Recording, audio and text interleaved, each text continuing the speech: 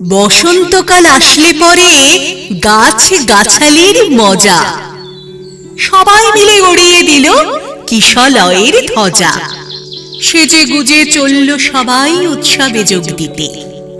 শিমুল পলাশ সবার মাথায় টুকটুকে লাল ফিতে, কৃষ্ণচূড়ার আগুন রঙের ওড়না চুড়িদার, রাধাচূড়ার মতন আছে স্বর্ণকুড়ি কার।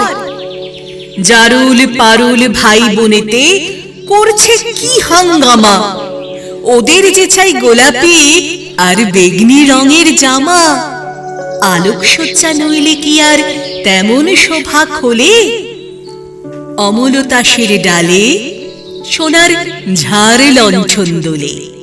মুখ লুকিয়ে শুকিয়েছিল মাদার গাছের ডাল, দক্ষিণ হাওয়ার খবর পেয়ে সাজলো লালে লাল। ভিনদেশী এক অতীত এলো সাকিন মাদুরাই, নামখানি তার ছায়া তরু, রূপের সীমা নাই। রুদ্রপলাশ নামটি বড্ড কঠিন এবং ভারী, কমলা রঙের পাগড়ি তাহার কেমন মনোহারী। এমনই তর নানান সাজে সেজে সকল গাছ সবাই মিলে করল শুরু মহোৎসবের নাচ। নাচে গানে খুশির টানে উঠল সবাই মেতে।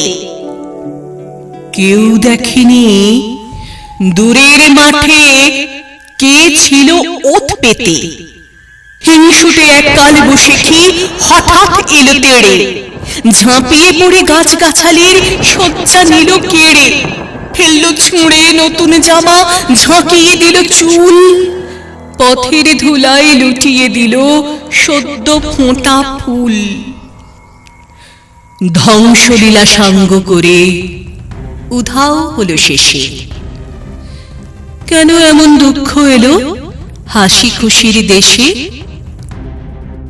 আসলে কি এমনি করে জীবনধারা বয়, সুখের ভীষণ কাছেই থাকে দুঃখ পাবার ভয়। ফুল ফোটানোর মাসেই আসে কালবৈশাখীর হানা, বিপদ কোথায় লুকিয়ে থাকে যায় না তাকে জানা। তাই বলে কি শিমুল পলাশ ফুটবে না আর কাল? রাত পোহালেই উঠবে ভোরে কৃষ্ণচূড়ার ডাল।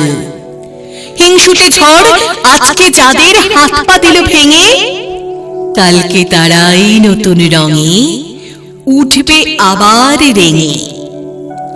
না হয় আবার ঝড়ের হাতে দুঃখ পেতে হবে, ফুল ফুটিয়েই যাবেই তারা বসন্ত উৎসবে।